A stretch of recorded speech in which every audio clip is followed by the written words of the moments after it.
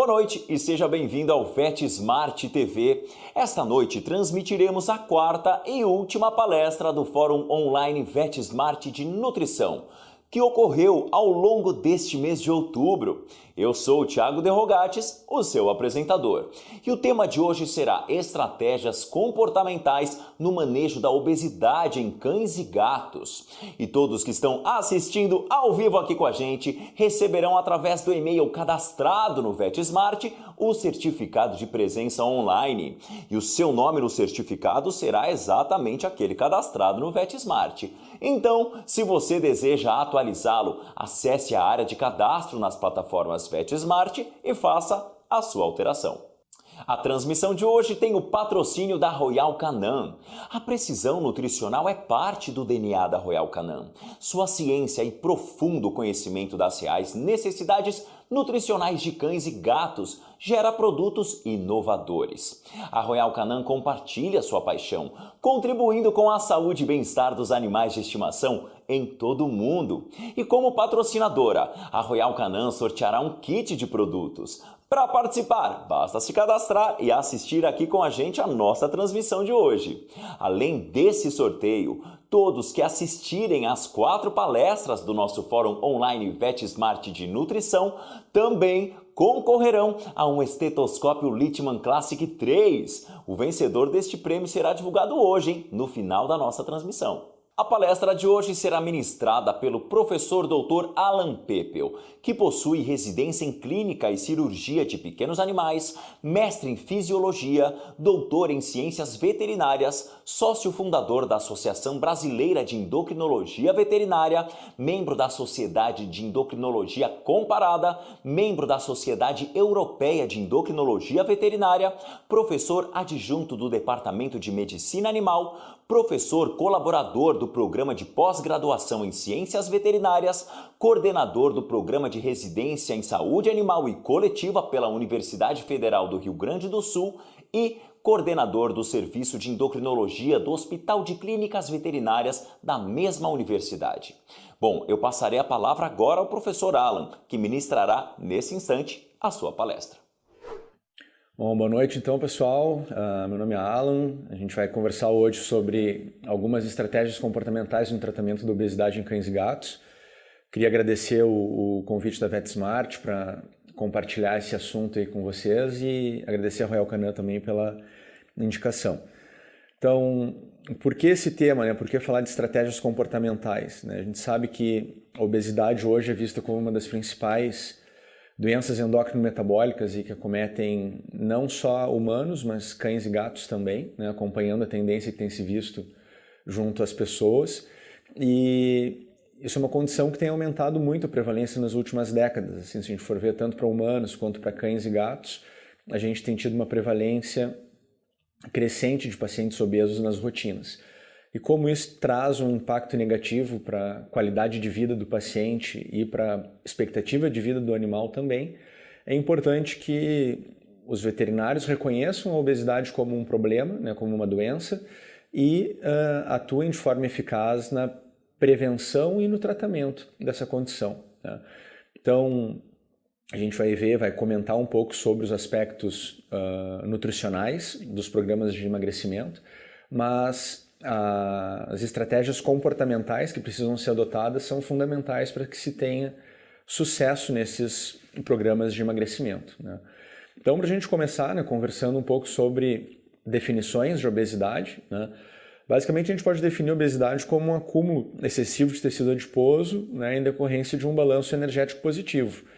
Ou seja, a gente vai ter uma condição onde o paciente está ingerindo uma quantidade maior de calorias do que ele gasta ou, eventualmente, gastando uma quantidade menor de energia do que consome. Então, de uma forma geral, isso que denota um balanço energético positivo, né? E quando isso acontece, tipicamente o metabolismo passa a acumular essa energia em excesso na forma de tecido adiposo e com isso a gente vai vendo que a adiposidade do indivíduo, quanto maior a ocorrência de comorbidades, né, doenças associadas à obesidade. A gente sabe que gordura é um constituinte normal do organismo, né? O problema é quando há gordura em excesso E a gente pode definir os conceitos, né, de sobrepeso e obesidade baseado tanto no percentual de gordura corporal do paciente, né, como vocês podem ver na tela. Né, um paciente com 25 a 35% de gordura corporal é considerado um paciente com sobrepeso, e um paciente com mais de 35, 40% de gordura corporal já é considerado um indivíduo obeso. Né. 15 a 25% de gordura corporal seria considerado o normal, né, o eutrófico, ou seja, uma quantidade de gordura corporal adequada para um indivíduo saudável, né? E abaixo disso a gente poderia considerar a existência de um quadro de redução do peso corporal ideal, caquexia, né? E emagrecimento como um problema também. Então o ideal é um equilíbrio ao redor do peso eutrófico, e a gente também pode considerar o peso ideal do paciente como um ponto de partida para classificar o indivíduo com sobrepeso ou obesidade, né? Então 15 a 20% acima do que seria o peso ideal, a gente considera o paciente com sobrepeso, e um paciente com 30 ou mais por cento do seu peso ideal, a gente considera esse indivíduo como um indivíduo obeso, né? Do ponto de vista epidemiológico, a gente vai observar que tem uma questão genética importante, né? Isso especialmente na espécie canina. Algumas raças são sabidamente mais predispostas à obesidade, muitas raças de caça, né, como o labrador, o beagle, por exemplo. Mas do ponto de vista genético, né, hoje em dia já se reconhecem algumas mutações genéticas no labrador que predispõem ao ganho de peso, predispõem a um apetite depravado, né, e uma tendência grande a ganho de peso. Então, essas questões chamam atenção porque quanto maior a predisposição genética do indivíduo à obesidade, mais difícil eventualmente vai ser estabelecer um programa de emagrecimento para esse animal. E também são raças que, por a gente já pré-conhecer essa predisposição, vale bastante a pena trabalhar na prevenção do surgimento da obesidade. Para gatos, a gente não tem nenhuma raça que tenha uma predisposição, mas os domestic short hairs, aí, né, os gatos de pelo curto, acabam sendo os mais afetados. Com relação à idade, né, tanto para cão quanto para gato, a gente vai vendo que conforme o indivíduo vai envelhecendo, vai havendo um aumento na incidência de obesidade na população, né? Isso está muito associado com o declínio do metabolismo do paciente ao longo dos anos, surgimento de outros problemas médicos que muitas vezes vão fazendo esse animal ficar menos ativo, mas mantendo uma mesma ingestão alimentar, o que vai favorecendo o ganho de peso. Mas também a gente tem uma questão de que quanto mais velho o animal está, normalmente as pessoas da família tendem a ficar um pouco mais permissivos com relação à alimentação e passam a ver cada vez mais aquele animal como um membro da família, como um ancião, como um velhinho que precisa, né, receber uma atenção maior. E muitas vezes as pessoas tendem a expressar esse afeto, essa atenção maior na forma de alimento para o animal. E esse é um dos fatores que mais justifica também o sobrepeso nos pacientes, né? Se a gente for pensar aqui na última linha, aqui sobre fatores sociológicos, né, essa questão do antropomorfismo excessivo acaba sendo um fator importante, tanto para cão quanto para gatos, né? Muitas vezes as pessoas veem o animal como um membro da família, eles realmente são membros da família hoje em dia, mas a gente tem que entender que um cão é um cão, tem o seu metabolismo canídeo, um gato é um gato, tem o seu metabolismo felino, e isso deve ser respeitado. E do ponto de vista afetivo, né, nós humanos temos a tendência de expressar afeto dando alimento, né? Então isso é uma das coisas que a gente tem que tentar mostrar para os tutores e criar consciência com relação à necessidade de mudança deste hábito, né? Com relação a outros fatores, né, a gente vê que o gênero e castração acaba afetando de forma diferente cães e gatos, né? A gente tem visto a incidência de sobrepeso e obesidade maior em fêmeas caninas, principalmente fêmeas castradas, enquanto que com felinos, né, o problema acaba sendo maior com os machos castrados, né? Então a castração acaba sendo um fator de risco importante, e aí tem diferentes teorias que justificam essa tendência, né? Uma delas é a teoria de que há uma redução do metabolismo do paciente após a gonadectomia, né? A retirada dos hormônios sexuais do metabolismo do paciente pode, de certa forma, reduzir o metabolismo e predispor a ganho de peso. Também é conhecido o efeito da castração sobre o apetite, então há uma tendência dos animais a aumentarem o apetite após a castração. Isso é especialmente importante para a espécie felina, né? E com isso há uma tendência natural ao ganho de peso. E muitas vezes o animal castrado tende a diminuir o seu nível de atividade. Isso também é mais claro, mais bem documentado na espécie felina. Então a gente vê um macho inteiro e um macho castrado. O macho castrado tende a se tornar um animal mais tranquilo, mais sedentário. E se associado a isso ele tem um aumento de apetite e a quantidade de alimento que é ofertada a esse gato não é controlada, reduzida, fatalmente ele vai ter uma situação de balanço energético positivo e vai acabar ganhando peso. Com relação à espécie canina, os estudos são bem controversos ainda sobre a castração reduzir o nível de atividade do animal.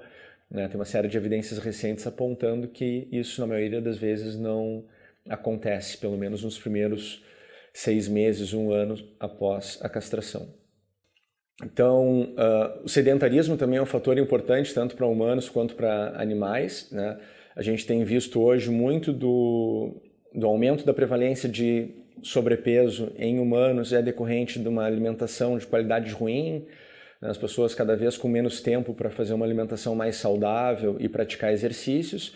Isso acaba acontecendo com os animais também, né? Os proprietários não têm tempo de exercitar o animal, não têm tempo de fazer um passeio, e com isso o sedentarismo acaba sendo um fator importante. Até a questão que a gente tem enfrentado hoje no Brasil também de segurança pública, né? É comum na nossa rotina muitos tutores reportarem que têm evitado de sair com um animal na rua com receio de assalto, sequestro do animal, coisas assim, né? E um outro fator que é bem importante é a questão alimentar, né? Então, erros de cálculo da alimentação ou o uso de alimentação ad libitum, né? Os proprietários muitas vezes deixam a alimentação à vontade para o animal, isso acaba favorecendo com que o animal coma mais do que precisa. Erros de cálculos, né? Às vezes a pessoa vai lá, olha o rótulo da ração, tem ali uma quantidade, vamos supor, de 100 a 150 gramas para aquele peso. A pessoa não pesa o alimento para ter ideia do volume a servir, acredita que está dando 100 gramas e está dando uma quantidade muito maior, né? Então a gente tem que tomar uma série de cuidados com relação a esses fatores de risco para tentar controlar esse problema, evitar, do ponto de vista preventivo, né, o surgimento da obesidade, e são fatores que a gente vai ter que manejar muito bem durante a terapia da obesidade, né? Ainda aqui, por último, né, com relação aos gatos, a gente comenta que há de certa forma, uma questão relacionada a falhas de comunicação entre tutor e o animal. Muitas vezes o animal está vocalizando, miando, e o tutor entende que aquilo é um pedido de comida.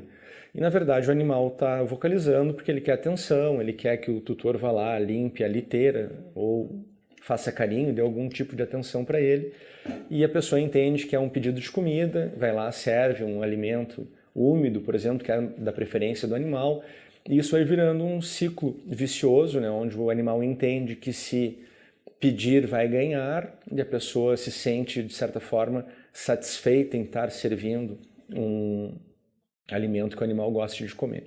Então isso aí na medicina felina a gente acaba vendo bastante, né? Essa questão da pessoa se sentir satisfação ao servir um alimento e observar o gato comendo com bastante vontade. Então, o diagnóstico da obesidade ele é relativamente simples, apesar da gente ter disponíveis uma série de mecanismos e técnicas para dar esse diagnóstico do ponto de vista de pesquisa, né? Técnicas mais apuradas. Do ponto de vista prático, na rotina clínica, a forma mais eficaz que a gente tem de determinar a existência de sobrepeso ou obesidade é a aplicação do score de condição corporal.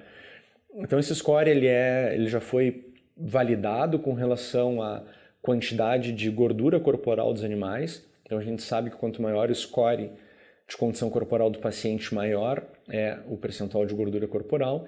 E aqui a gente pode ver nessa tabela, né, que existem 2 classificações, 2 escalas. Uma que propõe a classificação dos pacientes numa escala de 1 a 5 e uma outra escala que propõe a classificação dos pacientes numa escala de 1 a 9, né, sendo 3 o score ideal dentro de uma escala de 1 a 5, e dentro da escala de 1 a 9, o score 5 é considerado o eutrófico. Então, se a gente perceber ali as figurinhas que estão do lado desses números, né, a gente propõe que o animal considerado eutrófico seja um animal que a gente, ao olhar, define como um animal magro, né? Esse é o considerado saudável. Então, são animais que a gente vai ver a descrição do perfil, né? São animais que têm acidentes ósseos facilmente palpáveis, né? Os ossos, as vértebras, os ossos da pelve, né? As costelas. Quando a gente faz uma palpação do tronco do animal, é fácil de identificar esses ossos, né? É um animal que tem uma cintura, uma silhueta abdominal bem definida, bem evidente, tanto na vista dorsal quanto na vista lateral, né? E tem aí uma discreta quantidade de gordura abdominal, mas uma quantidade bastante pequena, que é considerada aí dentro daqueles 15, 20% de gordura corporal tida como ideal. Então, acima disso, a gente começa a ver que os animais que têm sobrepeso ou obesidade vão ficando com essa cintura abdominal cada vez menos evidente, né? E por isso que é importante a gente fazer essa avaliação do paciente tanto na vista dorsal quanto na vista lateral, né? Porque alguns pacientes podem, numa vista dorsal, não demonstrarem de forma evidente a perda de silhueta abdominal, mas quando a gente olha eles de lado, a gente percebe uma evidente perda dessa silhueta. Então, isso aí é uma técnica que a gente agrega informações visuais com informações que a gente vai tirar através da palpação do paciente. Então, além de olhar, a gente deve palpar, né? E conforme a gente vai vendo o aumento da adiposidade do indivíduo, a gente pega um indivíduo com um score corporal 9, por exemplo, numa escala de 1 a 9, vai ver que é difícil sentir e perceber as costelas do animal, os acidentes ósseos são difíceis de ser palpados, né? A silhueta abdominal foi completamente perdida e agora, na verdade, ele chega a ter um abaulamento do abdômen, né? E muitas vezes esses pacientes têm acúmulos de gordura mais específicos em determinadas regiões, como, por exemplo, base da cauda, tórax, né? Região cervical, e a gente consegue perceber em alguns animais padrões distintos de deposição de gordura. Então, alguns animais têm uma deposição de gordura subcutânea mais intensa no tronco, outros mais na região da pelve, outros têm uma deposição uniforme por todo o corpo, outros pacientes têm uma deposição mais intraabdominal do que subcutânea. Aí, potencialmente, a gente pode ter alguma doença endócrina de fundo, como um hiperadrenocorticismo, né? Então, essas informações visuais são relativamente fáceis de serem documentadas, né? Com a palpação, a gente consegue refinar esse score de condição corporal do paciente e, eventualmente, definir que um animal não é nem 7 nem 8, por exemplo. Eventualmente, eu posso ficar na dúvida e dizer que aquele animal tem um score de condição corporal 7,5, por exemplo. Quando a gente usa escala de 1 a 5, é mais comum usar esses meio pontos, né, dentro da escala. Então, o animal não é 4, mas também não é 5, eu posso usar um score 4,5 para esse indivíduo. Isso é importante que toda equipe esteja bem treinada, né, com a determinação dessa escala, porque com frequência a gente vai ver que vai haver discordância entre o score dado por avaliadores diferentes para um mesmo paciente. Então, dentro de uma equipe de trabalho, em um hospital, em uma clínica, é importante que todo mundo tenha mais ou menos a mesma ideia sobre classificação de score de condição corporal, para que o monitoramento do score de um paciente durante uma internação prolongada ou durante o acompanhamento dele ao longo de sua vida tenha uma classificação uniforme no registro das informações do paciente. Esse aqui é um dado que é muito negligenciado, na verdade, nas fichas clínicas. E isso a gente não está falando aqui de Brasil, é uma questão que mundialmente tem sido documentada, a negligência da classe veterinária com o adequado registro do peso do paciente e do seu score de condição corporal ao longo da vida, né? Então, essa questão nutricional é considerada um dos sinais vitais hoje em dia, né? E é muito importante que seja adequadamente registrado, né? Não só o peso do animal, mas o seu score de condição corporal ao longo da vida. Então, com isso, a gente consegue identificar tendências de ganho de peso, que deve servir como um alerta para entender o que pode estar acontecendo que justifique o ganho de peso desse paciente, assim como tendências de perda de peso e emagrecimento ao longo da vida, podem ser identificadas e sinalizar que algo de ruim está acontecendo com esse paciente. Então, por que a gente tem essa preocupação ver a obesidade como uma doença endócrino-metabólica, né? Qual é o problema por trás do sobrepeso, né? Com frequência as pessoas veem o paciente com sobrepeso como um indivíduo saudável, né? Isso é uma questão bastante antiga, né? Que vem das nossas avós, né? De dizer, nossa, tá doente porque tu tá muito magro, ou ver que a gente estava lá uma criança com sobrepeso, achar que era um sinal de saúde, né? Força, aquela coisa, se alimenta bem, tá gordinho, tá bem de saúde.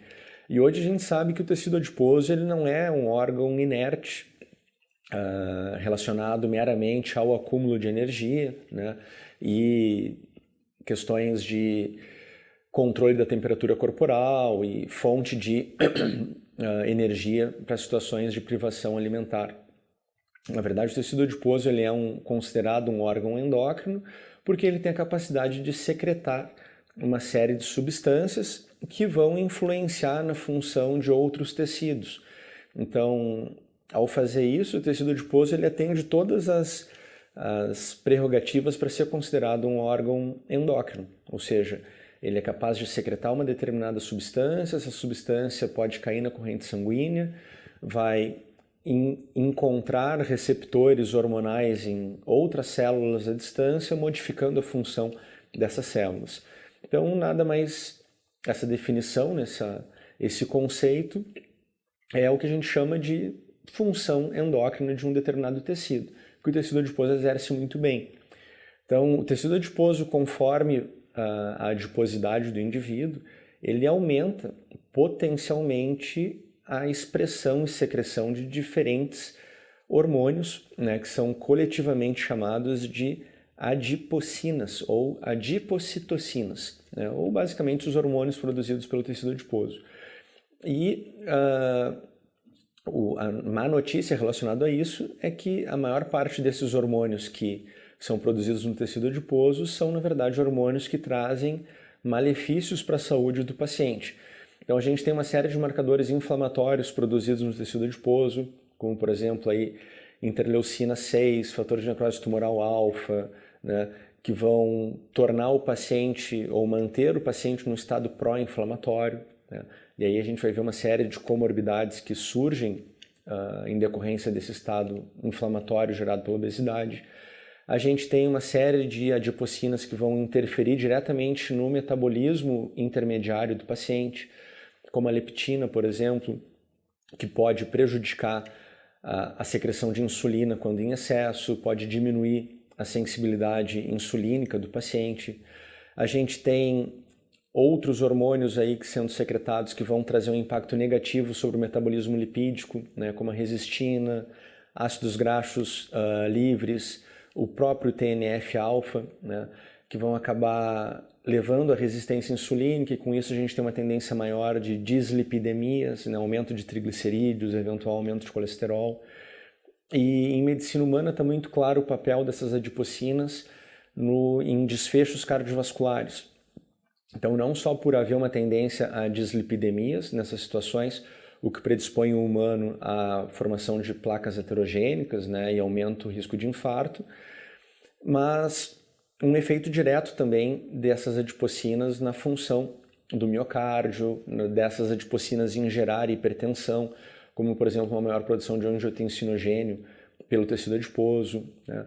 A gente sabe que a adiponectina, que é um dos hormônios que é produzido pelo adipócito, é um hormônio que tem uma série de efeitos, na verdade, anti-inflamatórios, cardioprotetores, né, que melhoram a sensibilidade à insulina, mas a adiponectina, infelizmente, é o único hormônio produzido pelo tecido adiposo que diminui a sua produção de acordo com a obesidade do paciente.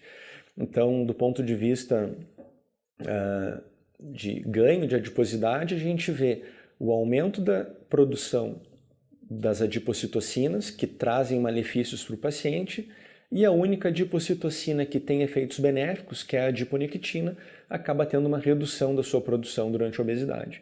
Então, esse panorama hormonal associado à obesidade, né, relacionado aos hormônios produzidos pelo tecido adiposo, acabam trazendo um impacto negativo sobre a qualidade de vida do paciente e expectativa de vida também.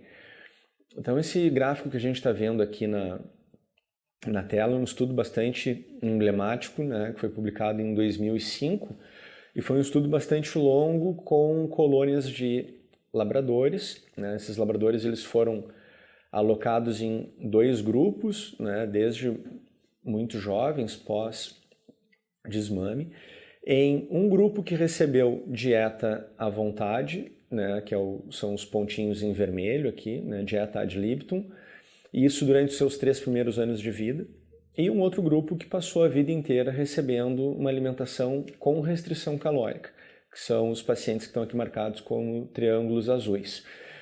E esses pacientes foram monitorados ao longo das suas vidas inteiras. Então foi um estudo extremamente longo, né, bastante importante para esse conceito do impacto negativo do sobrepeso sobre a qualidade de vida dos animais. Então esse estudo ele tinha um interesse bastante grande também no surgimento de alterações ortopédicas nos pacientes que receberam essa dieta ad libitum durante os 3 primeiros anos de vida. Né? E ao fim desse estudo se viu que a incidência de problemas ortopédicos no grupo ad libitum, né, chegou a praticamente quase 100% ao fim da vida. Esses pacientes com 3 anos, 5 anos de idade tinham uma incidência significativamente maior de problemas ortopédicos, osteoartrose, displasia coxofemoral, em relação aos animais que passaram essa vida em restrição calórica. Mas o resultado mais impactante desse trabalho foi que, quando a gente avalia o tempo de sobrevida médio desses pacientes, né, a gente observa de forma bem clara aqui que os indivíduos que viveram a vida inteira em restrição calórica, se a gente voltar um pouquinho aqui e olhar a distribuição dos pontos azuis, né, o que a gente vai ver é que eles passaram a maior parte das suas vidas com um score de condição corporal considerado eutrófico ou até considerados um subpeso, né, animais com um peso um pouco abaixo do que seria considerado ideal. E eles tiveram uma média de sobrevida, né, uma idade média ao óbito de 13 anos. Né, ao passo que os animais do grupo ad libitum, que apesar de, a partir dos 3 anos de idade, terem passado a receber uma alimentação controlada, eles tiveram livre acesso à ração só durante os 3 primeiros anos, a maior parte deles desenvolveu um sobrepeso e viveu a maior parte das suas vidas com scores de condição corporal elevados, né, entre 6 e quase 9 ali. E associado a isso, eles tiveram não só uma incidência muito maior de problemas ortopédicos, uma menor qualidade de vida, mas também uma expectativa de vida média inferior. Né? Então esse é um dos principais argumentos que a gente usa também para motivar os tutores a aderirem aos programas de emagrecimento, né? Salientando que a gente vai promover não só uma melhor qualidade de vida para o paciente ao evitar os problemas médicos associados à obesidade, mas que também a gente vai ter uma chance grande de oferecer ou proporcionar uma maior expectativa de vida para esse paciente ao mantê-lo magro ao longo de toda a sua vida. Então aqui nesse slide a gente tem uma série de problemas médicos que são associados à obesidade, então a gente vai ver que são os mais diversos, né, desde problemas metabólicos, né, e é muito clara a associação da obesidade com resistência insulínica no cão e no gato, né, muito clara a associação da obesidade com o risco de diabetes aumentado para o gato. Para o cão isso é ainda um pouco controverso, mas a gente tem uma série de evidências na literatura corroborando no sentido de que a obesidade é um fator de risco importante para diabetes na espécie canina também. Né? A lipidose hepática é um problema muito mais sério em pacientes com obesidade, né, na espécie felina. Se a gente passar aí para o grupo das moléstias ortopédicas, a gente sabe que a obesidade é um fator de risco importante para ruptura de ligamento cruzado, para doença de disco intervertebral, para fraturas condilares, displasia coxofemoral, né, osteoartrite. E não só é um fator de risco, como também o tratamento da obesidade frente à presença dessas condições vai melhorar bastante a recuperação do paciente. Né? A gente pode considerar, por exemplo, o programa de emagrecimento uma das terapias conservadoras mais efetivas para tratamento da dor crônica de um paciente com osteoartrite, por exemplo. a redução de peso do animal é uma das coisas que mais vai trazer conforto para esse paciente, potencialmente reduzindo o uso de anti-inflamatórios e analgésicos, por exemplo. Então são situações que a gente vê que a obesidade age não só como um fator predisponente, mas também a presença da obesidade associada a essas condições. Quando a gente trata a obesidade, a gente melhora bastante a qualidade de vida do animal. Isso a gente pode passar também para os problemas cardiorrespiratórios, né? Animais que têm intolerância ao calor, intolerância ao exercício, raças braquicefálicas, pugs, bulldogs, potencialmente vão ter uma incidência menor de manifestações desses problemas se manterem magros, né? Animais com colapso de traqueia, por exemplo. Um dos tratamentos conservadores mais eficientes é promover o emagrecimento do paciente. Asma, bronquite crônica são condições inflamatórias que em medicina humana estão muito associadas ao estado de sobrepeso. Em medicina veterinária a gente já tem um bom apanhado de evidências apontando nessa direção também, né? Que essas citocinas inflamatórias produzidas pelo tecido adiposo têm um papel na patogenia da bronquite crônica e da asma, então é lógico pensar em emagrecer esses pacientes. Além disso, a gente tem uma série de alterações funcionais, né? Imunossupressão, maior risco anestésico, né? Dificuldade para coletar uma amostra de sangue, dificuldade para fazer uma cistocentese, dificuldade para posicionar o paciente para fazer um raio-x, por exemplo. Tudo fica mais difícil quando o paciente tem um sobrepeso muito acentuado, né? E a gente tem aí algumas questões relacionando neoplasias e obesidade, né? Para a medicina veterinária já há uma associação bem clara entre obesidade e tumores mamários e entre obesidade e carcinomas de células de transição na bexiga. Então, são associações estatísticas, né? Às vezes a questão da patogenia não é tão clara, mas um dos efeitos que a gente sabe relacionados ao tecido adiposo é que o tecido adiposo ele pode alterar a esteroidogênese do paciente de certa forma. Então, o tecido adiposo ele tem a capacidade de promover interconversão de certos hormônios esteroides. Então, uma das questões que é clássica associada à obesidade é a expressão da enzima aromatase, que converte androgênios a estrogênios no tecido adiposo. Então, essa questão da associação da obesidade com tumores mamários, né, tem muito esse viés da paciente com sobrepeso, mesmo castrada, eventualmente está tendo uma conversão maior de androgênios produzidos no adrenal a estrogênios no tecido mamário, por estar com uma adiposidade elevada, expressando aromatase ali, e esse estrogênio produzido localmente está tendo um efeito mitogênico sobre a mama, induzindo neoplasia. Né? Só um exemplo dos malefícios por trás do sobrepeso. Além disso, questões dermatológicas, no animal com sobrepeso ele fica mais propenso a infecções, seborreia. Os felinos tendem a reduzir o comportamento de grooming, então aquela pelagem vai ficando mais oleosa, mais feia, vamos dizer assim, mais bagunçada. E as questões urogenitais, né? A gente tem uma incidência maior de incompetência do esfíncter urinário em pacientes com sobrepeso, né? Tem uma maior predisposição a cálculos de oxalato de cálcio, maior incidência de distocia em pacientes com sobrepeso. Né? Então, todas essas condições, né, nos motivam a entender a obesidade como uma doença endócrino-metabólica. Então, por isso que a gente argumenta nesse sentido que a obesidade traz um prejuízo à qualidade de vida do paciente e potencialmente pode reduzir a sua expectativa de vida. Então, essa primeira parte da nossa conversa aqui é muito mais para tentar mostrar, né, os malefícios da obesidade, mostrar alguns fatores que podem estar associados ao ganho de peso, né, coisas que a gente tem que identificar para poder prevenir o surgimento desse problema, mas também para tratar de forma efetiva a obesidade. Então, dentro desses determinantes da obesidade, a gente comentou sobre essas questões genéticas, né? São coisas que a gente não tem como interferir. O estado gonadal do paciente é importante, a gente comentou que a castração é um fator de risco bastante considerável, porém, os benefícios da castração, na minha opinião, ainda são superiores aos eventuais malefícios, né? Então, vale a pena sim seguir promovendo castração nos animais. A questão é que, após a castração, o animal tem que ter uma quantidade de alimento controlada. A gente sabe que vai aumentar o apetite, vai diminuir o gasto energético, há uma tendência ao sedentarismo, Então, essa associação entre castrei o animal, ele vai ganhar peso, isso só vai acontecer se eu não regular o alimento. E por isso que a gente diz que o fator humano acaba sendo o principal determinante do sobrepeso.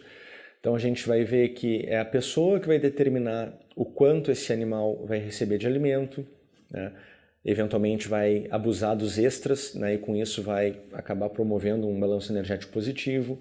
É o humano que vai definir se esse animal vai fazer mais ou menos exercícios, promovendo um enriquecimento ambiental ou promovendo uma rotina de passeios, de atividades físicas para esse indivíduo. E também a questão comportamental, como a gente comentou lá no slide sobre fatores de risco para a obesidade, né? Essas questões do antropomorfismo, as questões de expressar afeto através de alimento, né? E o abuso de extras na alimentação, né? Que são comportamentos da pessoa que acabam determinando o sobrepeso do paciente.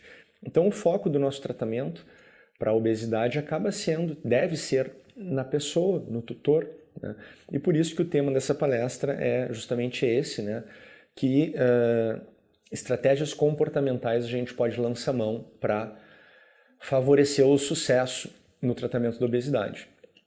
Então aqui a gente tem 5 passos, né, que a gente considera os pontos principais a serem observados para que se tenha sucesso, né? Então passa pela conscientização do tutor, o cálculo das necessidades calóricas, né? A escolha de uma dieta adequada, a prática de exercícios e estratégias de modificação do comportamento do animal e do tutor também. Então a conscientização do tutor acaba sendo uma das tarefas talvez mais difíceis da gente manejar em consultório, né? Uma questão importante a ser levada em consideração é evitar o uso da palavra obeso, né? Principalmente quando o proprietário do animal é obeso também. Então, isso é uma questão que muitas vezes o emprego do termo obeso pode criar uma barreira, né, na relação médico-veterinário-tutor e afastar aquela pessoa do problema, ou estimular que a pessoa negue a existência de um problema com o seu animal, já que ela vive a mesma condição, ou fazer com que a pessoa simplesmente não retorne ao consultório porque se sentiu, de certa forma, ofendida com o emprego do termo obeso para o seu animal de estimação. Então é importante tentar usar subterfúgios, como usar palavras, olha, ele está acima do peso, ele está gordinho demais, ele está muito fofinho, tentar usar palavras mais amenas, né, que não criem esse impacto, né, tornem a situação um pouco menos, vamos dizer, talvez agressiva com relação ao contato com esse tutor. Então, uma das coisas que a gente observa, de forma bem clara, a gente pode observar nesse gráfico aqui à direita, aqui a gente tem uma representação gráfica de uma falta de concordância entre o score de condição corporal que o tutor dá para o seu animal em relação ao que o veterinário considera o score de condição corporal do paciente. Então aqui embaixo a gente tem a primeira coluna U, são os pacientes underweight, tipo os pacientes que estão abaixo do peso ideal, N, os pacientes que estão com peso dentro do ideal, O, os pacientes que estão com obesidade e V, os pacientes com um sobrepeso mais acentuado ainda. Então se a gente observar aqui a coluna O, né, a gente vai observar que uma boa parte dos proprietários, né, quase 50% deles, ele subestima o sobrepeso do seu animal.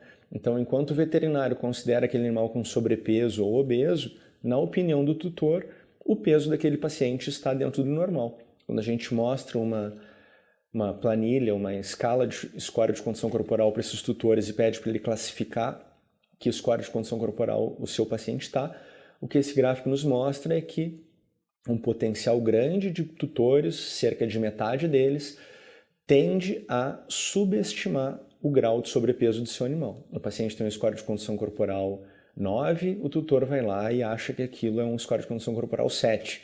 Ou ele tem um score de condição corporal 7, o tutor acredita que o score de condição corporal dele está ideal naquela condição. Então é muito difícil para a gente que está na rotina, no dia a dia, mostrar para o tutor que há um problema, porque na maior parte das vezes o tutor entende que o peso do seu animal está dentro do ideal e muitas vezes o próprio tutor entende e gosta de ver o seu animal com sobrepeso porque acha mais bonito, acha mais agradável, por exemplo, o cachorro ser gordinho ou o gato parecer mais com o Garfield, por exemplo. Então, algumas questões comportamentais são importantes aí da gente mostrar para o tutor que aquele animal com sobrepeso pode parecer bonitinho, mas na verdade é um animal um animal doente e que vai ter complicações relacionadas a essa condição se a gente não fizer nada. Então, nesse sentido, é uma estratégia importante do ponto de vista de conscientização do cliente, evitar focar nos malefícios da obesidade como ameaças, mas sim tentar manter o foco nos benefícios de manter um peso saudável. Então, ao invés de eu argumentar com o tutor que se a gente não promover emagrecimento do paciente, ele vai ter uma série de doenças secundárias à obesidade e potencialmente vai viver menos tempo, é mais interessante eu abordar o contrário. Eu argumentar com o tutor que se a gente conseguir emagrecer o paciente, ele vai ter uma qualidade de vida muito melhor. Se a gente conseguir emagrecer, ele tende a ter uma expectativa de vida maior e com isso a gente tende a motivar mais o cliente no sentido de aderir a um programa de emagrecimento. Então, quando o tutor nos busca preocupado com o sobrepeso do animal, é muito mais fácil. Ele já veio consciente de que há um problema. Agora, se a gente vai para a rotina, a gente tem hoje observado em diversos estudos feitos ao redor do mundo, e aqui no Brasil também a gente tem visto a mesma tendência, a prevalência de sobrepeso e obesidade em cães e gatos ultrapassa 40%. Alguns estudos realizados dentro de hospitais apontam para que mais de 50% da população hospitalar tem sobrepeso ou obesidade. Então, a gente deve alertar esses tutores, porque é um foco na saúde do indivíduo, mas também uma questão de nicho de mercado. A partir do momento que a gente passa a trabalhar o sobrepeso e a obesidade como um problema e a gente tem uma prevalência altíssima de sobrepeso na população que a gente atende no dia a dia, a gente tem um nicho interessante aí para trabalhar, melhorar relação com os tutores, venda de alimentos comerciais para emagrecimento ou outros produtos que vão ser úteis nas modificações comportamentais.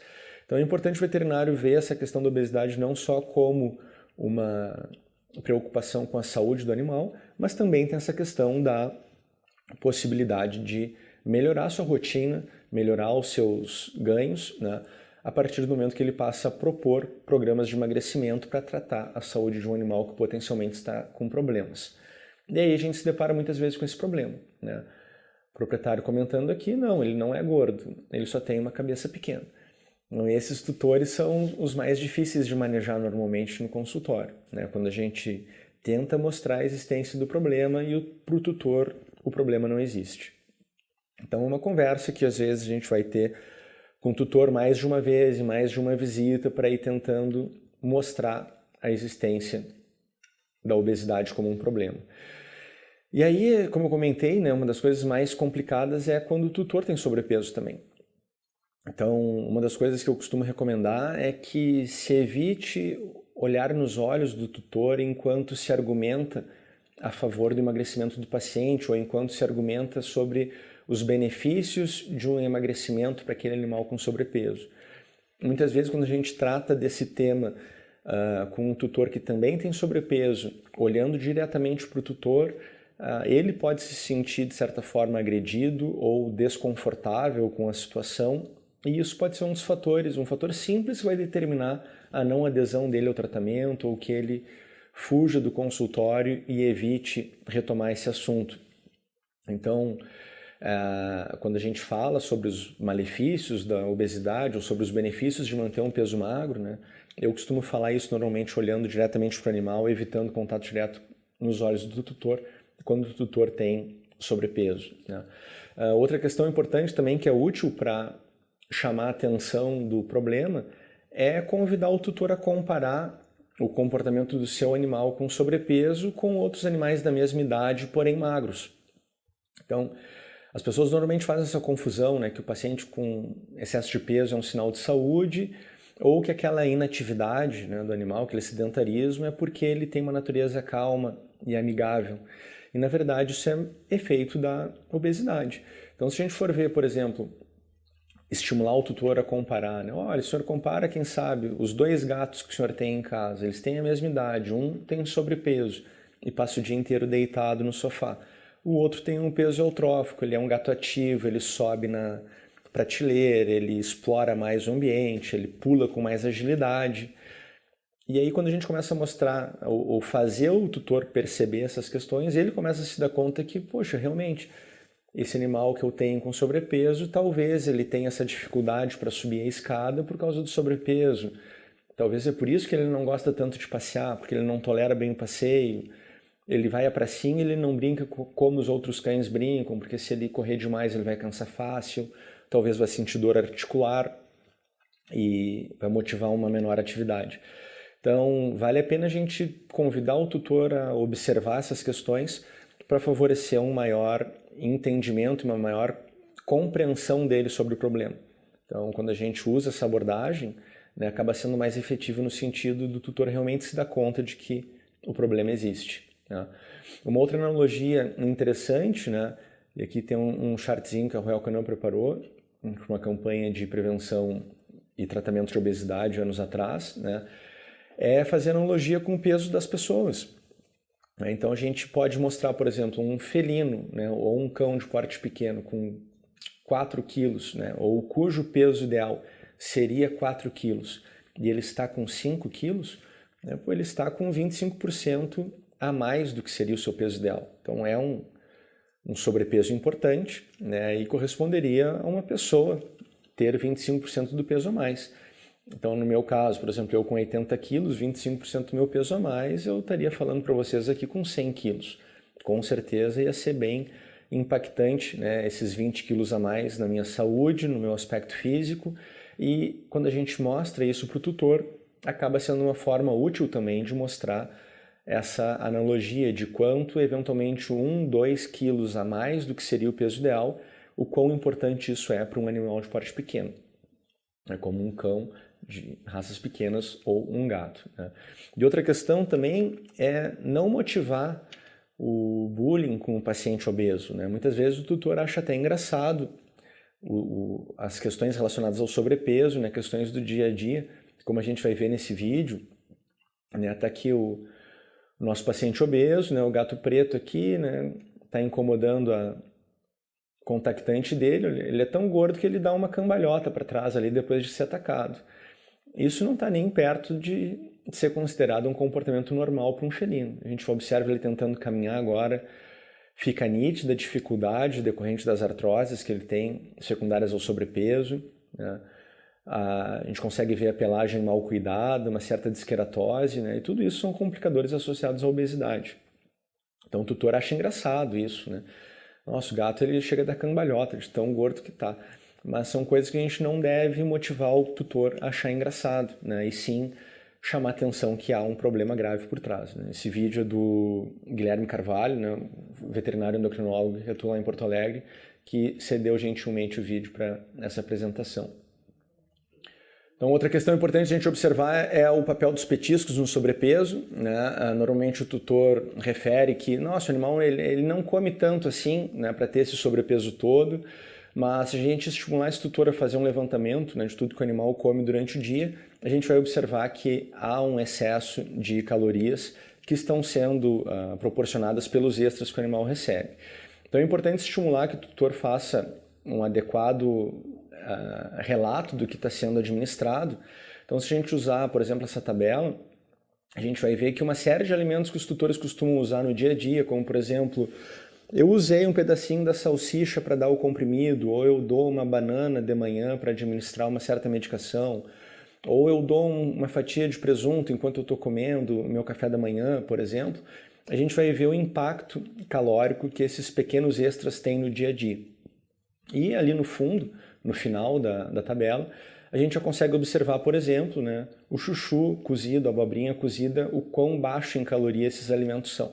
Então depois a gente vai retomar esse ponto, né, mostrando como a gente pode usar esses legumes como uma possibilidade de permitir que o tutor siga oferecendo algum extra à dieta durante programas de emagrecimento. Aqui eu chamo a atenção, por exemplo, para um biscoito canino. Né? Dependendo do tamanho do biscoito, um biscoito tradicional pode ter até 90 calorias. Dificilmente o tutor vai dar um biscoito por dia, muitas vezes eles dão 2, 3, 5, 6 biscoitos desses por dia, mais a ração, mais o pedacinho de salsicha, mais a frutinha de manhã, e quando a gente vai somar, há um excesso grande de calorias sendo ofertado, e por isso que o tutor refere que o animal nem come tanto, porque a ração ele não come tanto. A ração que está ali servida, ele acaba comendo muito pouco, mas ele come vários outros extras que precisam ser adequadamente identificados e registrados, né? Uma das coisas que eu costumo fazer para estimular esses tutores a serem francos, né, e sinceros com relação ao que estão dando, o que está sendo dado de extras, é questionar sobre o que está sendo ofertado e simplesmente ir fazendo os meus registros na ficha clínica do paciente, sem olhar para o tutor, sem expressar nenhuma reação de julgamento com relação ao que ele está dizendo. Às vezes a pessoa começa a dizer que dá um bifinho, mais um palitinho, mais um biscoito, mais uma fruta, mais um pouco da sua própria comida, e eu simplesmente vou sorrindo, registrando, para deixar a pessoa à vontade para dizer tudo o que realmente dá. Se eu já for tentar censurar esse tutor com a primeira informação, ele me diz, olha, eu estou dando 3 bifinhos por dia, e eu já for incisivo em dizer, nossa, isso é muito, talvez eu vá acabar impedindo ou inibindo que esse tutor seja sincero e termine de relatar todos os extras que ele dá. Então são algumas questões que a gente tem aí para mostrar para o tutor que há um problema e conscientizá-lo de qual o impacto que os extras que ele oferece acabam sendo responsáveis pelo sobrepeso do animal. Um segundo passo, né, quando a gente tem um tutor que está motivado para entrar no programa de emagrecimento, é calcular a quantidade calórica que esse animal deve receber para alcançar um emagrecimento satisfatório. Então o primeiro passo para esse fim é tentar estimar qual seria o peso ideal do paciente. Então isso a gente pode fazer consultando na ficha qual era o peso que ele tinha a última vez que foi registrado um score de condição corporal ideal, ou o peso que ele tinha ao redor de 1 ano de idade, onde teoricamente não havia ainda um sobrepeso, ou o que acaba sendo mais prático é estimar o peso ideal baseado no score de condição corporal atual do paciente. A gente pode ver aqui na tabela à direita que isso é um estudo, é um dado que é considerado validado, nessa correlação entre a escala de condição corporal e o percentual de gordura corporal e o percentual de sobrepeso. Então a gente pode estimar aí que cada ponto a mais numa escala de 9 pontos em relação ao que seria o peso ideal corresponde a pelo menos 10% de sobrepeso em relação ao peso que seria ideal. Então se a gente olhar ali uma escala de 1 a 9, um indivíduo com score de condição corporal 5, ele é considerado dentro do seu peso ideal. Uma escala, um score de condição corporal 7 corresponde a pelo menos 20% de sobrepeso, uma escala de condição corporal 9 corresponde a pelo menos 40% de sobrepeso. Então, ao estimar o score de condição corporal atual do paciente, eu consigo ter uma ideia de quantos por cento acima do peso ideal ele está. E aí a gente pode usar este peso ideal para fazer o cálculo da necessidade calórica para emagrecimento. O problema é quando a gente tem um paciente com um score de condição corporal muito acentuado, né, acima de 8. E a gente sabe que uma das limitações do score de condição corporal é justamente essa, né? Tem indivíduos que teriam um score considerado 10, 11, 12, né, que emagrecem muito e mesmo já tendo emagrecido muito continuam com score de condição corporal 9. Né? Então, para esses pacientes, o que a gente recomenda é que não se calcule um peso ideal, não se use o peso que seria ideal para ele no cálculo, mas sim um peso meta inicial. Então esse peso meta inicial ideal é que ele seja em torno de 20% menos do que o peso atual. Então por mais que não seja o peso ideal para aquele paciente, é um peso meta inicial a ser alcançado. Então com isso a gente consegue favorecer que não haja uma restrição calórica muito severa e evita também que o animal fique exposto à restrição de determinados nutrientes. Além disso, se eu usar o peso ideal como peso meta nesses casos, né, eu vou acabar induzindo que esse animal receba muito pouco alimento, fique muito faminto, e isso vai estimular potencialmente um abandono do tratamento pelo tutor. Né? Ninguém tolera um cão que se torna agressivo pedindo comida ou um gato que fica vocalizando o tempo inteiro, roubando comida, né, no seu dia a dia. Então, não deixar o paciente com fome é importante e para isso a gente usa muitas vezes esses pesos metas menores do que seria o peso ideal para o paciente. Então, aqui só um exemplo, né, um Fox Paulistinha jovem, né, com relativamente, esse animal, se eu não me engano, tinha 3 anos de idade, pesando 18 quilos, um score de condição corporal maior que 9, o peso ideal para esse paciente seria ao redor de 8, se a gente for pensar no padrão da raça, porém eu não posso usar esse peso 8 quilos no cálculo do requerimento energético para emagrecimento. Então aqui a gente usou um peso-alvo inicial 20% menor do que os 18, 14,4 quilos, e é esse peso que a gente vai usar para definir o requerimento energético em repouso do paciente. Ok? Então essa primeira etapa é definir qual o peso ideal para o animal ou qual o peso meta inicial a ser alcançado. E aí esse peso definido, a gente vai usar esse dado para calcular o requerimento energético em repouso. Então é uma fórmula relativamente simples, né? A gente tem 2 fórmulas aqui, a mais abrangente, que é a primeira, a gente tem um fator de uma constante que é 70 multiplicado pelo peso ideal estimado, ou o peso meta inicial estabelecido, em quilos, né, elevado à potência 0,75. Bem simples de calcular. O que a gente vai fazer é oferecer uma vez esse requerimento energético em repouso calculado para cães, ou 80% deste requerimento se eu estiver falando de um gato. Okay? A segunda fórmula ela não usa essa elevação potencial, né?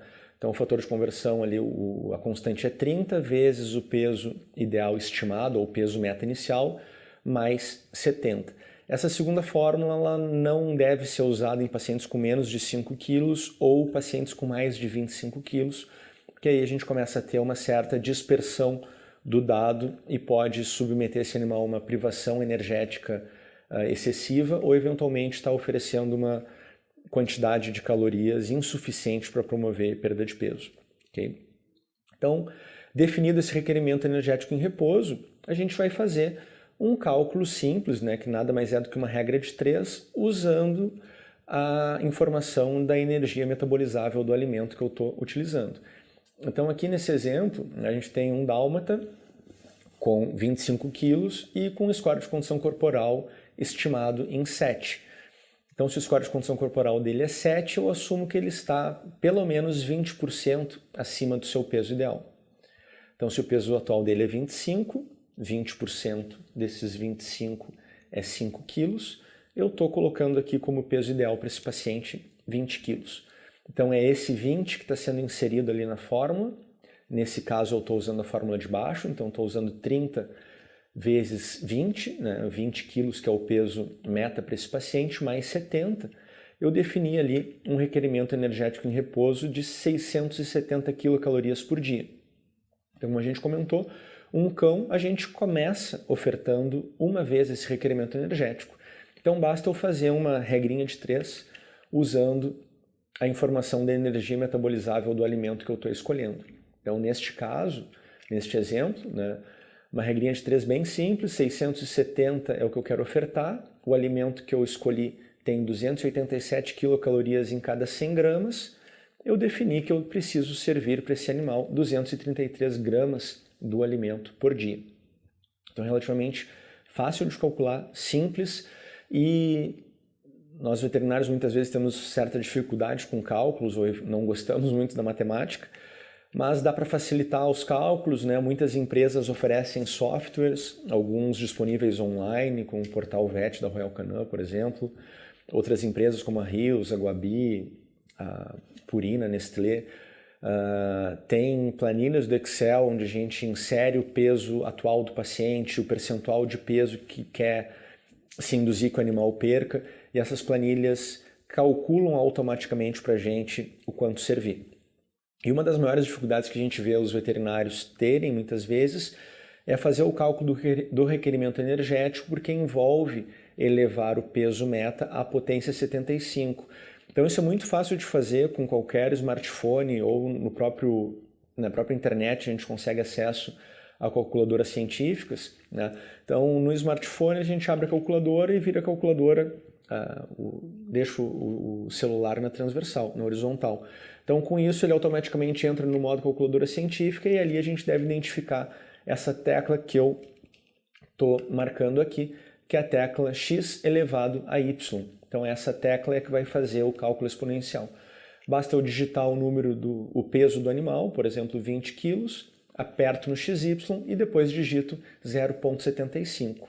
Ele já vai me calcular diretamente o peso elevado a 0,75 e aí basta eu multiplicar pelo 70, que é o fator constante naquela equação que a gente mostrou aqui no slide anterior, né? 70 vezes peso ideal elevado a 0,75. Então é muito fácil, muito simples de fazer. Convido todos a treinarem e adquirirem essa habilidade. O segundo ponto é escolher o alimento adequado, né? A gente tem que tomar um certo cuidado com rótulos light ou similares, porque nem sempre eles vão ter a composição nutricional adequada para promover a perda de peso. Então, tipicamente um alimento formulado para promover perda de peso de forma saudável, ele vai ser um alimento que tem um alto teor de proteínas, né? Isso ajuda a minimizar a perda de massa magra do paciente e ajuda a manter uma saciedade melhor, né? Então, é um ponto bastante importante estimular a saciedade do paciente, né? Não deixá-lo faminto, o que acaba sendo um fator negativo para o sucesso do tratamento. Aumentar o teor de umidade da ração, né? Um outro dado, um outro ponto importante, que quanto maior a umidade do alimento, normalmente menor a densidade calórica, então o uso de alimentos úmidos é bastante útil nesse sentido, porém nem sempre com alimento exclusivamente úmido fica fácil de quantificar a quantidade correta a ser administrado. Às vezes é mais difícil de pesar esse alimento, né? Isso pode trazer alguma confusão para o tutor. Mas o uso de alto teor de fibras acaba sendo bastante útil nesse mesmo sentido também, de reduzir a densidade calórica do alimento, além de estimular a saciedade. Então a melhor analogia que a gente tem a fazer aqui é fazer um grande prato no restaurante à base de saladas verdes, por exemplo, onde eu vou ter um volume muito grande, mas do ponto de vista energético, vou ter uma densidade energética muito pequena, né? Diferente de comer um prato de massa, onde eu vou ter uma densidade energética muito maior. E a questão da quantidade de gordura versus de carboidratos nas dietas é importante a gente observar também, tá? Normalmente a gente vai ver que quanto menor o teor de gordura na dieta, menor a densidade calórica do alimento, mas normalmente alimentos que têm um baixo teor de gordura acabam tendo que compensar isso com aumento de carboidratos. E quanto mais carboidrato eu tiver numa dieta de emagrecimento, mais difícil vai ser emagrecer o paciente. Por isso que a gente tem também na medicina humana a onda das dietas low carb, né, ou baixas em carboidratos. A questão é que quanto mais carboidrato eu como, mais insulina eu secreto, e a insulina é um importante hormônio lipogênico e antilipolítico. Então, se eu secreto insulina demais, a tendência é que eu acumule mais gordura e não deixe mobilizar as minhas reservas de triglicerídeos. Então, por isso que normalmente a gente vai ver um padrão das dietas para emagrecimento com um teor de proteínas elevado, um teor de gordura relativamente alto, até para manter uma melhor palatabilidade das rações em virtude do alto teor de fibras que elas têm, associado a um teor reduzido de carboidrato simples, né? Então a gente aumenta carboidrato complexo, né? As fibras tendem a ter um efeito de retardar a absorção da glicose, formam uma espécie de filme no intestino que vai não só retardando a absorção de nutrientes, mas também estimulando saciedade e mantendo esse animal mais a fim de se manter no tratamento, né? Então, o uso desse tipo de alimento também costuma ter suplementação de alguns microelementos, como a L-carnitina, que vai favorecer o aproveitamento dos ácidos graxos como fonte de energia, né, nas mitocôndrias, e suplementação de ômegas, né, que acabam tendo um efeito antiadipogênico interessante também. Então, esses alimentos eles também têm uma composição que favorecem que, mesmo servindo uma quantidade pequena do alimento, eu não vou estar expondo esse paciente a nenhuma não vou estar expondo a desnutrição de nenhum elemento micro ou macro. Então, para felinos isso é muito importante, né? Se eu tenho um paciente com sobrepeso na espécie felina, é muito importante eu cuidar o uso de um alimento específico para perda de peso para evitar que ele fique em restrição de proteínas, por exemplo, o que pode acabar aumentando o risco dele vir a ter uma lipidose hepática durante esse emagrecimento. Então, Definido o cálculo do requerimento energético em repouso do paciente e a quantidade de gramas do alimento que eu vou oferecer, é fundamental que a gente pese esse alimento para definir a quantidade correta. E é importante salientar que os potes dosadores que a gente tem, mesmo os produzidos pelas diferentes marcas, eles tendem a ser imprecisos. Então, eles não devem ser utilizados para esse fim. Determinar a quantidade do alimento baseado em número de xícaras é extremamente impreciso. O tamanho da xícara vai variar, borda cheia ou borda mais rasa. O ideal é que o tutor tenha acesso a uma balança de precisão, pese o alimento e tenha uma noção exata da quantidade que deve ofertar. Então esses potinhos dosadores aí, no máximo, eles servem para, de repente, tomar uma cerveja aí numa feira de produtos, aí, como a gente costuma ter nos congressos. Outras dicas importantes é estabelecer uma meta clara de evolução junto ao tutor, explicar qual seria o peso ideal para aquele paciente e o peso meta inicial que a gente está adotando naqueles pacientes mais gordinhos, explicar a pressão de emagrecimento semanal esperada. A gente tem dados que argumentam a favor de que o ideal seria perder 1 a 2% de peso, tanto para cão quanto para gato, por semana, mas a gente sabe que isso é relativamente difícil da gente conseguir obter. Na vida real, menos de 1% de perda por semana é considerado sucesso, desde que a gente observe que essa perda de peso semanal vem sendo constante. Então, para que isso seja bem monitorado, é importante motivar o tutor a manter um registro frequente e periódico do peso desse animal. Isso pode ser semanal, a cada 15 dias, e a partir desses registros a gente pode ir identificando se eventualmente o animal está perdendo mais peso numa velocidade maior do que o considerado ideal, ou eventualmente está numa fase de estagnação da perda de peso, o que deve motivar a avaliação se a quantidade de alimento não deve ser recalculada ou se não é momento de implementar outras estratégias. É importante estimular que esse alimento seja fracionado em 3 a 5 refeições diárias, nessa quantidade que foi calculada. Isso vai favorecer que o animal receba pequenas porções por dia, isso mantém ele mais saciado e acaba estimulando um maior gasto energético com relação à metabolização do alimento. Isso é um ponto importante. E é importante deixar claro para o tutor quanto tempo a gente deve demorar para alcançar o peso meta inicial ou o peso alvo. Então é importante deixar claro que é um processo lento, demorado e que ele deve acontecer de forma saudável. Então, estimando uma perda de peso ao redor de 1% por semana, a gente vai ver que, dependendo do sobrepeso do animal, a gente vai levar aí 2 meses, 4 meses, 8 meses, eventualmente até mais de 1 ano, num processo lento e gradual e progressivo de perda de peso para que isso aconteça de forma saudável. Então é importante deixar isso claro para não criar expectativas no tutor de que ele vai alcançar o resultado desejado de forma rápida. Isso acaba abrindo margem para uma certa frustração do tutor se não ficar claro para ele quanto tempo isso pode demorar para ser alcançado. Então os exercícios físicos também eles são muito importantes nesse processo, eles vão ser um adjunto importante no tratamento.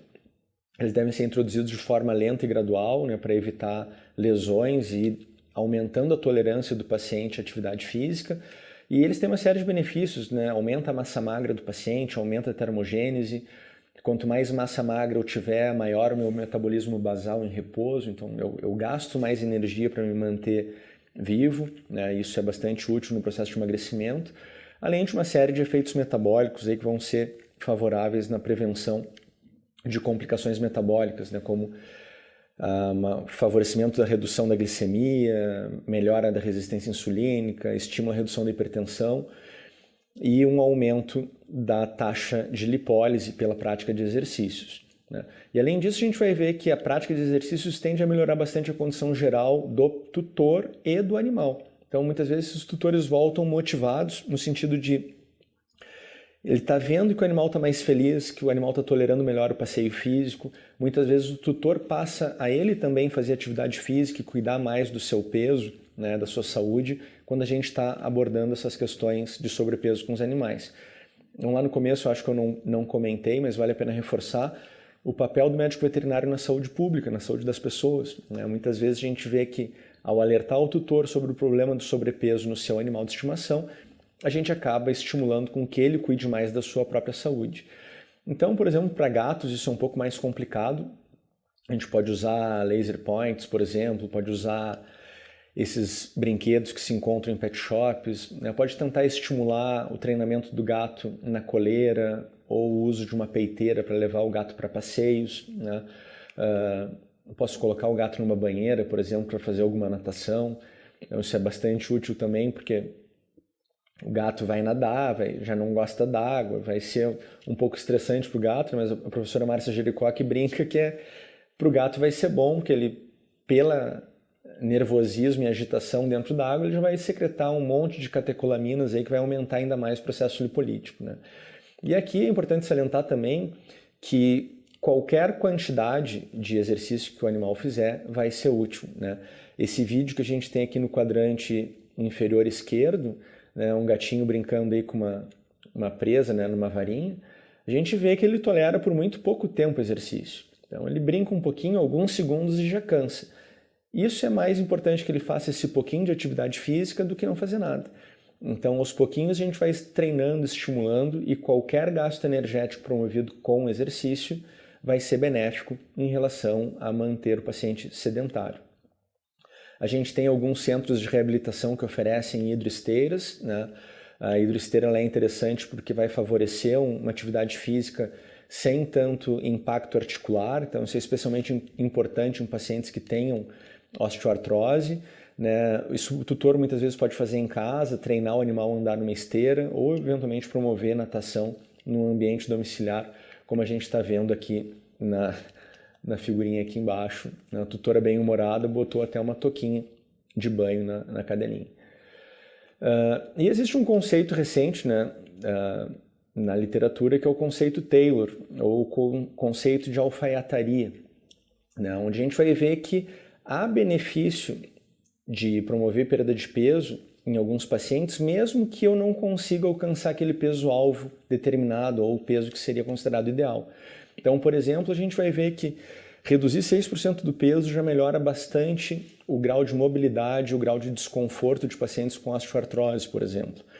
Então, em algumas situações a gente vai ver que dificilmente a gente vai conseguir alcançar o peso meta ou o peso-alvo do paciente, mas qualquer perda de peso que a gente promover já vai trazer uma melhoria na qualidade de vida desse paciente. Então a gente sabe que é mais difícil promover emagrecimento em animais mais velhos ou doentes, né? E aqui a gente tem um contraponto que, por mais que a gente saiba que a obesidade pode diminuir a expectativa de vida, muitas vezes em um paciente mais velho, promover emagrecimento não vai ter um impacto sobre a expectativa de vida daquele paciente, mas tem um potencial muito grande de melhorar a sua qualidade de vida frente às doenças e comorbidades que ele apresenta.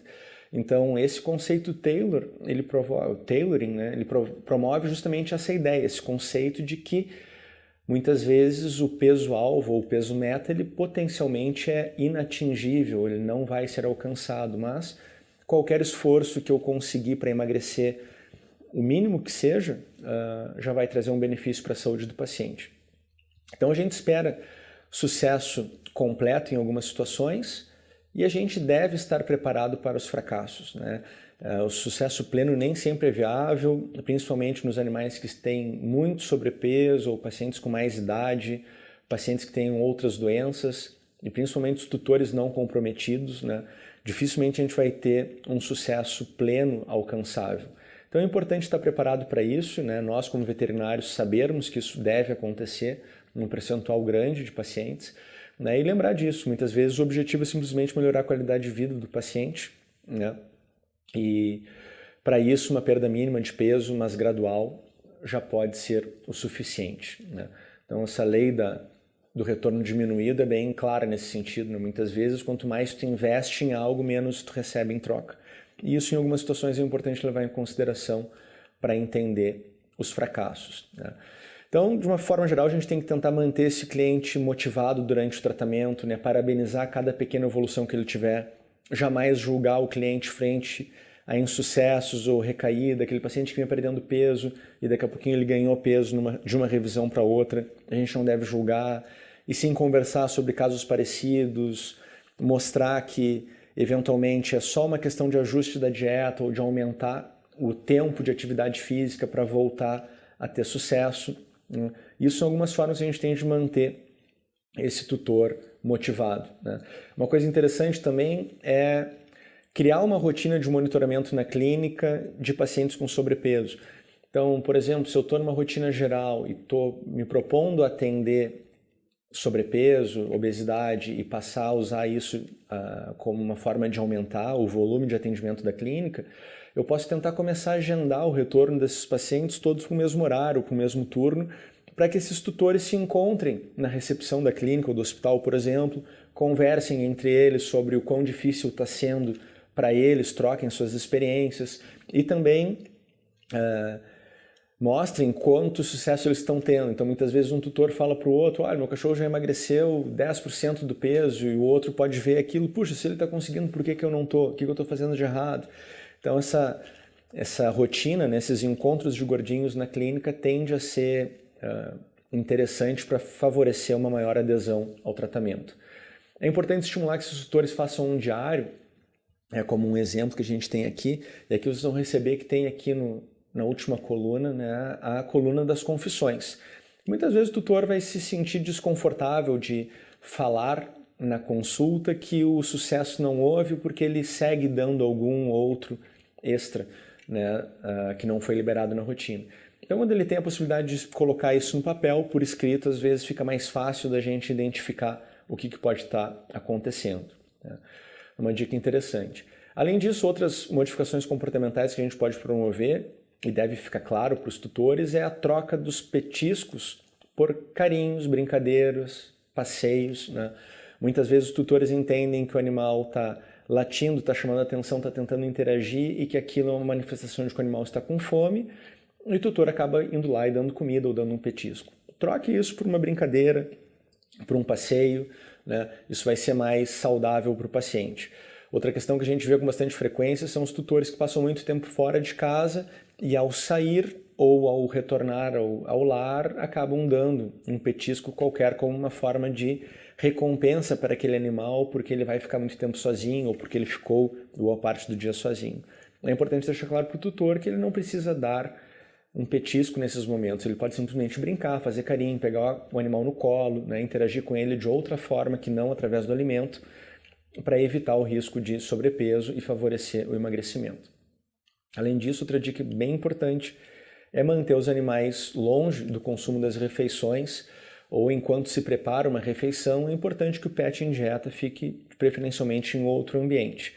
A gente sabe como é que é, eles são muito pedintes muitas vezes, né, com o olhar, acabam vencendo o tutor e o tutor não resiste, dá um pedacinho do frango, um pedacinho do alimento que está sendo preparado, né, cai algo acidentalmente da mesa, né, são histórias que a gente ouve com frequência no consultório. Então, isso argumentando com alguns tutores, né, de que era importante que eles fizessem isso, ele me manda o vídeo que a gente está vendo aqui à direita, né, que a paciente sempre fica ao redor da mesa, sempre ganha alguma coisa sobre o seu alimento, e eu pedi para eles tirarem ela de perto durante as refeições. Ele me mandou um vídeo dizendo que, olha, doutor, não dá, porque a gente está aqui, a ração dela está aqui na frente, mas a gente está comendo, ela está latindo porque ela quer a nossa comida e não a comida dela. Então, o que está errado aqui? Ele não está seguindo a recomendação, quer deixar ela num outro ambiente. O ideal é que ela vá para uma peça separada, fique fechada lá com o seu alimento para não ficar sofrendo vendo os tutores comer. Aquela velha história que os olhos não veem, o coração não sente, né? Outras dicas, né, comportamentais, né, que é a questão do enriquecimento ambiental. Então isso pode ser feito para gatos com o uso de brinquedos, né, que vão ampliar os espaços horizontais desses gatos no ambiente doméstico. Eventualmente a gente pode usar brinquedos com catnip, a erva do gato, para tentar aumentar o nível de interatividade do gato com o brinquedo. Ou ainda essas food balls que hoje em dia a gente encontra no mercado, né? São dispositivos bem interessantes para dispensação mais lenta do alimento. A gente serve o alimento dentro da bolinha e o gato tem que interagir com aquele brinquedo para fazer com que os grãos da ração caiam dali. Vale a pena ir introduzindo isso lenta e gradualmente. Alguns gatos ficam com medo da bola e podem acabar entrando num processo de hiporexia que pode não ser muito benéfico, né, para o paciente em emagrecimento. Outra questão importante é pensar em reduzir o tamanho do prato ou abolir o seu uso, porque muitos tutores vão recomendar, olha, vão referir essa questão. A quantidade de alimento que o senhor prescreveu, doutor, está muito pequena. Então, o tutor acaba ficando com aquela impressão de prato vazio, sofre com aquilo e tende a dar uma quantidade maior. Então, a melhor forma de driblar essa situação é passar a usar pratos menores, já que a quantidade de ração é menor. Porque daí a gente fica com um prato pequenininho, mas com aquele aspecto de prato cheio. Algumas rações no mercado já têm o grão mais airado justamente para promover esse volume maior de alimento, né? E criar essa impressão no tutor de que ele está servindo uma quantidade maior. Ou simplesmente abolir o uso do prato. Então a gente pode usar o Kong, por exemplo, que é um dispositivo novo que se encontra no mercado, tu serve o alimento ali dentro, é muito parecido com uma football, o animal tem que interagir com o brinquedo para tirar o alimento de dentro, ou usar pratinhos que dificultem o acesso do animal à ração, ou colocar alguns jogos que a gente encontra na internet ou em algumas pet shops, né, onde o animal tem que abrir certas portinhas para conseguir ter acesso ao alimento. Com isso ele come mais devagar, se sacia de forma mais eficiente e acaba gastando uma energia importante para ingerir o alimento, o que é bastante positivo para promover perda de peso. Aqui, por exemplo, estou usando uma estratégia de usar o Kong dentro de um prato. Então, essa cadela é minha, na verdade, ela já tinha aprendido a pegar o Kong, segurar o Kong e tirar o alimento de dentro, mas quando eu coloquei o Kong dentro do pratinho, ela já não consegue mais tirar o Kong, então ela tem que ficar ali mexendo no Kong dentro do prato e os grãozinhos vão caindo pouco a pouco. Ela leva muito mais tempo para ingerir a sua refeição e acaba saciando mais e gastando mais energia também. E uma questão que é bem importante salientar é a questão dos controles dos petiscos, né? Como a gente comentou lá no início, os extras que são administrados para esses animais acabam tendo um impacto importante na patogenia da obesidade e eles devem ser controlados durante o processo de emagrecimento. Porém, como muitas vezes o ato de dar um petisco para o animal acaba reforçando um elo entre o tutor e o animal, vale a pena a gente pensar em não proibir completamente o uso de petiscos, né? Porém, a gente tem que cuidar para que esses petiscos não sejam muito calóricos e que não ultrapassem um máximo de 10% do que a gente calculou como requerimento energético em repouso para aquele paciente. Ou, vamos supor, um exemplo daquele dálmata que a gente viu lá no início, que ia receber em torno de 670 quilocalorias por dia para alcançar o seu peso meta, eu poderia ofertar para ele em torno de 60, 70 quilocalorias na forma de petisco. Mas como eu comentei lá no começo também, um biscoito canino pode ter 90 quilocalorias. Então muitas vezes os petiscos que a gente tem no mercado são calóricos demais para um paciente que está em perda de peso. Hoje em dia a gente já encontra no mercado alguns petiscos com uma baixa densidade energética, né? Por exemplo, aqui o Pet Palito do Organact, ele tem em torno de 19 quilocalorias, 14 quilocalorias, se eu não me engano. A Purina lançou recentemente um snack de baixa calorias, esse tem em torno de 19 quilocalorias por pellet. Então são algumas opções úteis para a gente jogar, né, dentro do cálculo da quantidade de alimento que vai ser servido, poder definir com o tutor, olha, são X gramas de ração mais um palito ou um snack, ou eventualmente a gente pode apelar para o chuchu ou abobrinha cozida, né, que são legumes de baixíssimo índice calórico. Então, como a gente viu naquela tabela, eu posso servir 100 gramas de chuchu para um paciente, e isso representa 19 quilocalorias. Então, é uma forma que eu tenho de aumentar bastante o volume que o animal está ingerindo. Isso é útil para o tutor, que ele vê um prato cheio, o animal gosta de comer, come bastante, mas o incremento calórico de 100 gramas de chuchu é praticamente nulo, né? Isso é uma dica importante nesses processos de emagrecimento. E além disso, né, como a gente tinha comentado, a questão do monitoramento da resposta e parabenizar o tutor, né, isso pode vir acompanhado de um cartãozinho, por exemplo, parabenizando o tutor pela adequado manejo do sobrepeso, ou título de tutor responsável que está conseguindo levar adiante o processo de emagrecimento e promover uma vida mais saudável, título de tutor fit, qualquer coisa que motive esse tutor a se sentir prestigiado por estar promovendo mais saúde para o seu animal é útil nesse sentido, né? E a gente desenvolve um projeto lá no nosso hospital, no projeto Jovem Veterinário, que é patrocinado pela Purina. Aqui está a Silvia, que é uma aluna de graduação que conduz o projeto, né? Dando alta para um paciente depois do processo de emagrecimento, dando um cartãozinho para ela, parabenizando pelo sucesso, né? E motivando ela a manter aquelas modificações comportamentais que foram implementadas no sentido de evitar que haja uma recidiva do ganho de peso. E essa acaba sendo uma questão importante, né? Com frequência nós somos questionados, bom, depois que eu alcancei o peso-alvo e atingi o peso-meta para aquele paciente, qual a melhor forma de evitar que ele ganhe peso novamente, né? Evitar o famoso efeito sanfona. E o que é mais importante é que as mudanças de hábito implementadas elas sejam mantidas. Então as questões de manter uma rotina de exercícios, de cortar o excesso de extras, passar a cuidar mais da quantidade que é servida para o animal. Mas do ponto de vista de alimento, é sabido que a melhor forma que a gente tem de evitar que o paciente volte a ganhar peso depois de um programa de emagrecimento é mantê-lo com o mesmo alimento que ele vinha fazendo durante a dieta.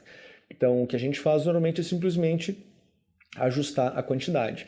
Se eu vinha servindo uma vez o requerimento energético em repouso para promover perda de peso de um cão, eu posso passar a oferecer para ele 1,2, 1,4 vezes esse requerimento energético em repouso para tentar mantê-lo dentro daquele peso alvo, né, que foi alcançado a duras penas muitas vezes. Então é uma questão de ajustes. A longo prazo a gente vai definindo qual a quantidade de alimento esse animal deve receber para evitar que siga emagrecimento e também para evitar que ele volte a ganhar peso. Então, resumindo, pessoal, uma coisa que é importante a gente ter em mente, né, a energia não pode ser criada ou destruída, né? Então tudo que a gente come, se não for gasto, vai ser armazenado, e para promover perda de peso a gente vai ter que fazer restrição calórica e gastar mais, e por isso que é importante comer menos e exercitar mais. Essa dupla é fundamental para sucesso. Porém, se eu tiver que escolher uma das duas estratégias, sem dúvida comer menos é muito mais eficaz do que só exercitar mais. A gente vê isso na nossa rotina, a gente vai para a academia, faz exercícios, isso acaba dando mais fome, a gente acaba comendo mais e muitas vezes não alcança o emagrecimento desejado só por estar fazendo mais exercício. É muito importante regular o que está sendo ingerido e ter restrição calórica, preferencialmente associado a exercícios. Então, reduzir a ingestão é o mais importante, né? Aqui é um exemplo bem claro, né? 100 gramas de chocolate em torno de 500 quilocalorias. Normalmente uma pessoa leva aí 5 minutos para comer uma barra de chocolate, nem isso, né? Mas vai levar 2, 3 horas fazendo atividade física para gastar essa mesma quantidade de energia que foi ingerida muito rápido. Então esse aqui é um dos melhores exemplos de que comer menos é mais importante do que fazer exercícios, né? Mas o exercício, quando ele está presente, acaba sendo um adjunto importante, né? Lembrar de usar dietas específicas para perda de peso, né? A gente tem uma série de opções no mercado hoje em dia e isso é muito importante para que se promova um emagrecimento saudável, para que a gente não exponha o paciente à desnutrição de micro e macroelementos e para promover uma maior saciedade para o paciente e com isso favorecer a adesão ao tratamento. Pensar na questão da eliminação dos copos medidores e potes para alimentação, né?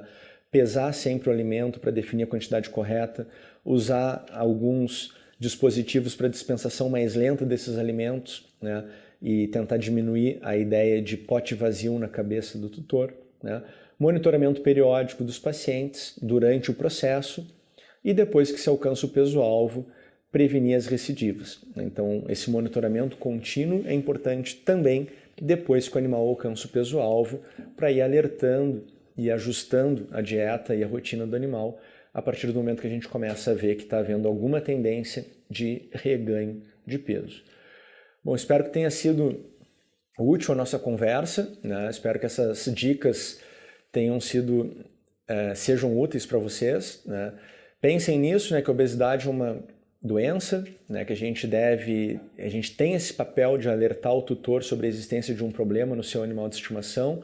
É importante usar todas as estratégias que a gente comentou aqui para termos sucesso nesses programas de emagrecimento, né? Mas sem dúvida a parte de modificação comportamental desse tutor junto ao seu animal acaba sendo tão ou mais importante do que o simples cálculo de uma quantidade de alimento a ser oferecido, certo? Deixo aqui meus e-mails para contato, posso passar os trabalhos que eu comentei aqui para vocês e agradeço a atenção, agradeço mais uma vez o convite da VetSmart, da Royal Canin, para estar compartilhando essas informações com vocês, certo? Obrigado. Muito obrigado, professor Alan. Agora nós vamos passar a palavra para Larissa Drui, coordenadora de comunicação científica da Royal Canin, que ministrará agora a sua apresentação. Boa noite. Hoje nós vamos conversar um pouco sobre o manejo nutricional do gato e do cão obeso. Mas vamos lembrar que a obesidade é um excesso de gordura corporal que é suficiente para prejudicar as funções fisiológicas do organismo. E é um animal que está em um estado inflamatório crônico de baixa intensidade. E essa inflamação vai aumentar o risco para outras doenças, outras patologias. Por isso, é um animal que tem uma necessidade específica. E por isso, o alimento precisa abordar essas necessidades diferenciadas.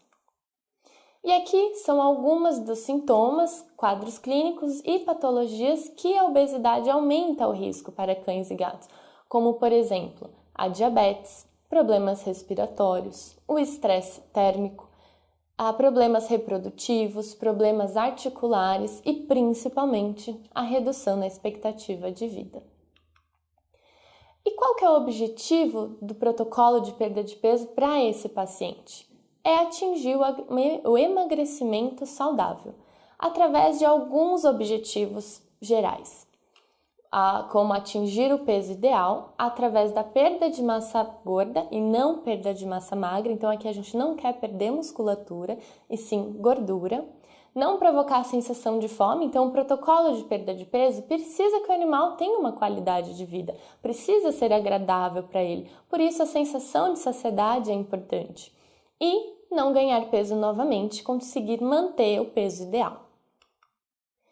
E o alimento para esse tipo de paciente precisa apresentar algumas características, como a baixa densidade energética, teor reforçado de proteínas, o alto teor de fibras, o suporte articular e nutrientes balanceados. Vamos começar então falando da quantidade calórica desse alimento. É importante que o croquete do alimento específico para o animal obeso, ele apresente uma diminuição na quantidade de calorias e uma diminuição na quantidade de gorduras, só que sem alterar a saciedade do paciente. Para isso, o croquete precisa apresentar algumas adaptações específicas e uma formulação diferenciada.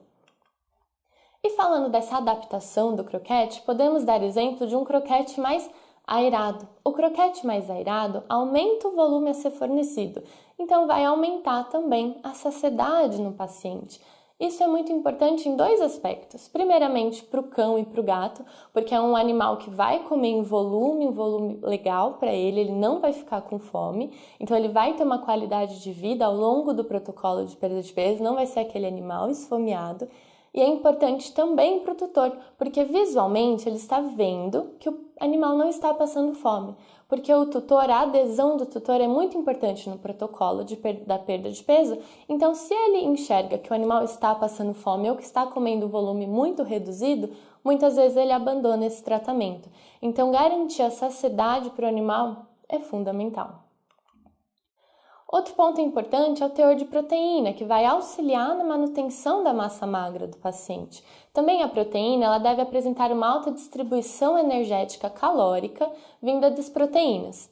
Perda de peso, a manutenção da massa magra e o maior tempo de saciedade também é reforçado pelo teor de proteínas. Lembrando que os gatos eles não podem perder peso muito rapidamente. Por isso, uma dieta rica em proteína ela auxilia a diminuir o risco de desenvolvimento de lipidose hepática nessa espécie.